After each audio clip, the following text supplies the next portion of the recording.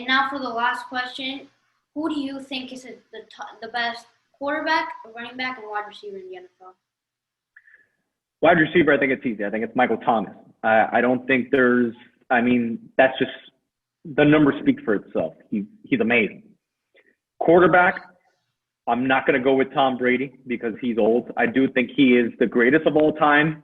I think his hardware, his longevity, and what he's been able to do with the amount of non-Hall of Famers he's played with, I think Tom Brady deserves that. But at the moment, it's hard to argue against Patrick Mahomes. I think, Patrick Mahomes is one of these quarterbacks that he's just able to get it done in so many different ways, whether it's with his legs or with his arm. Just seems like a very smart quarterback and good head on his shoulders. So at wide receiver, I'd go Michael Thomas. At quarterback, I'd go Patrick Mahomes. And running back, best running back in the league at the moment, I guess Ezekiel Elliott. I think Ezekiel Elliott is a really good running back. I hated him as a Buckeye. I can't stand the Ohio State Buckeyes, but I think Ezekiel Elliott is a really good running back, an elite running back, and it may be because of the great offensive line he has in front of him that I'm picking him as the best running back in the National Football League at the moment. But he has a skill set that we saw it week one. He can take a reception out of the backfield. He can take a handoff out of the backfield and make something out of nothing. So right now, I'd have to side with Ezekiel Elliott. I was thinking the same thing, actually. Like, people go for the running back, I think. I actually was having a tough time. A lot of people don't agree with this, but I think Josh Jacobs is dangerous. Like, if he has open field, I think he's gone. And I'm not saying it because of the week one. I think he's a dangerous guy. I mean, he's fast. He's strong. I love him. I think I had a tough choice, but I am going to go with Zeke. People say, oh, yeah, it's that offensive line. Yeah, the offensive line does help, but you have to keep in mind, like I said, in that open field, who's tackling him? No one's. Yeah, it's the way he's able to bounce off, defenders, and the yards after contact is what I think separates Ezekiel from the rest. Let's not forget Christian McCaffrey in Carolina. He's an elite running back, a guy that can get you 1,000 yards on the ground and 1,000 yards reception. So, let's not dismiss how great Christian McCaffrey is as well. But if I had to pick today to start my team with one running back, it'd be hard to pass up on Ezekiel Elliott. Obviously, I think he's a beast. Quarterback Patrick Mahomes. I do feel like I know it's the first game and there's no preseason, but I do think he has some throws that, you didn't even know who he was throwing it to. I think there was one specific throw where I think he was Robinson, and he was I think his name's DeMarcus, right? DeMarcus Robinson? Yeah, on the number 11. I know there's Tyreek Hill. I'm forgetting the first name now, like you are. I'd have to look at my roster. I have so many stats and notes from last week, but I think you're right. Yeah, I think it's DeMarcus Robinson. He had him at 5 yards, and instead of throwing it he threw it maybe 10 yards up in the sky. I think that could have gone for a big game, but I don't know. He threw it high, so he made sure. I know it's the first game, and I think he's going to step it up. But I think in that first game, he had some pretty mistakes that you won't see from him often. But for we gotta. It's what you're saying. We gotta take into account no preseason, limited OTAs. You're the same rusty look you get in week one of the preseason is what we're getting in week one. So, and with that said, 3 touchdowns, 0 interception. That's 3 home openers that he opens up with 3 touchdowns, 0 interceptions. No quarterback had ever done that in the NFL. We're talking about a guy that continues to set marks that we haven't seen in NFL history, the things that Patrick Mahomes is doing. I think the contract is validated. I think he's great at what he does, and he just brings a skill set to this position that I don't think we've seen ever.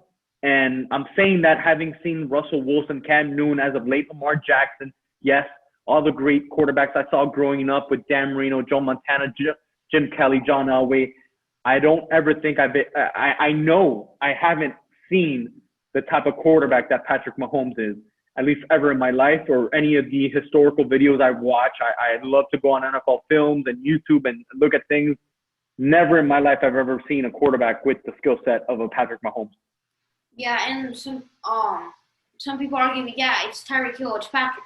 I mean, it's Travis Kelce. But yeah, have you ever seen someone throw a jump pass? Have you ever seen someone throw on the run No. 70 yards right to the chest? Like, no one's doing that. It's crazy the success he has, and it's such a great pairing.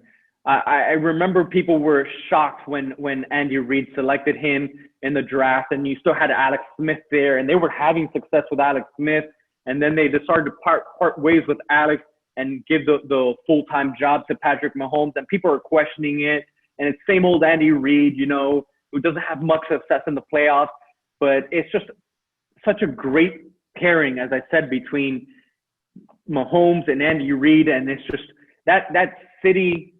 Having been to Arrowhead, having been to that city, and seeing how much they love their Kansas City, there was a reason, it's the loudest stadium in the country at 142 decibels.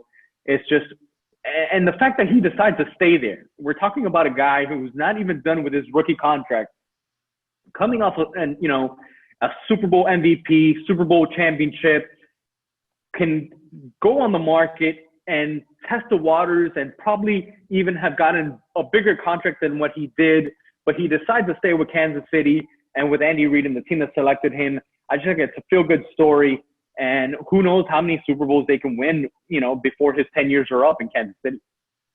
I think he probably could. I think he's probably going to retire as the top 5 quarterback, but I'm going to move on to my receiver. I think it's Julio Jones. And by the way, you're right. DeMarcus Robinson out of the Chiefs, number 11. You were absolutely right. Okay.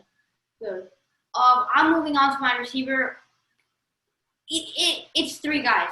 You either do Michael Thomas, DeAndre Hopkins, and Julio Jones, and I'm going to go with Julio Jones.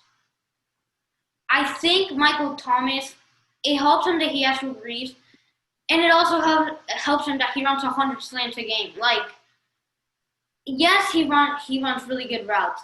Yes, but people also have to pay attention. You have Alvin Kamara, you have Drew Brees, you have Taysom Hill. So you have maybe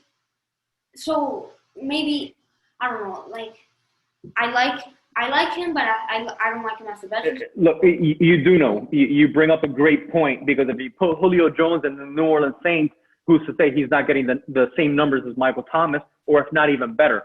Let's be honest. He plays with a Matt Ryan who's erratic at times and isn't an elite quarterback. He's definitely not a Drew Brees. And then let's go look at the running back position. This year you got Todd Gurley. Sure. Is Todd Gurley a Kamara? No. Was Devontae Freeman a Kamara? No. Then you look at the other receivers that you have, and Julio Jones has never really had that elite number 2 receiver. Sanu was nice, but it's just not the weapons that Michael Thomas has around him. So if you take Michael Thomas and put him in the Atlanta Falcons, does he have the success that a Julio Jones does? And I think you're onto something there. I think you're right. I think if you take Julio Jones and pair him with the New Orleans Saints and that offense and that scheme, I think the numbers are not, if not similar, or if not the same, possibly even better than Michael Thomas's numbers, because Julio Jones is that much of an elite receiver and maybe one of the best to ever do it out of the Alabama Crimson Tide. Like I said, and then you have, he's finally getting that number 2 receiver, and Calvin Ridley, I think he's a great receiver. I really like him. Some people say he's going to break out. I agree with them. I think he is going to break out. People can also say DeAndre Hopkins, because he's had so many different quarterbacks throw to him. He's had Brock Osweiler. He has had Deshaun Watson, now Kyler Murray, and he's still able to get the job done. So I like him. I think he's the second best receiver, but I think Julio Jones is a better receiver at the current moment. Yeah, can't argue with that. All right. So that is gonna wrap up the podcast. Victor, thank you so much for joining me. I had a lot of fun. Dude, it's been a thrill, man. I followed you for some time, obviously with my relationship with your dad and working with him. If the quarterback situation doesn't work out for you, I know you play quarterback, and I know you're a little hurt right now. But if that doesn't pan out, you definitely have a career in this business. You're learning from one of the greatest in your dad to ever do it in Latin television, Hispanic television. He can also do English television if he wants to. He just decides to stay the safe route and do the Spanish speaking because it's what he's most comfortable with. But your dad's an elite talent, so you just follow in your dad's footsteps, man. You'll be on the big screen any moment now because you're really good at what you do, and it's been a thrill to be on with you. I appreciate you for having me on and wish you all the success, man. I appreciate you. Thank you so much. Thank you so much. I appreciate that. Good luck to your Hurricanes this year. I We think. don't need luck. We're the Miami Hurricanes. We don't need Oh, luck. We're that good. oh We yeah, we invented swagger. that's true. All about the you, my man. It's all about the you. All right. Ready? Break.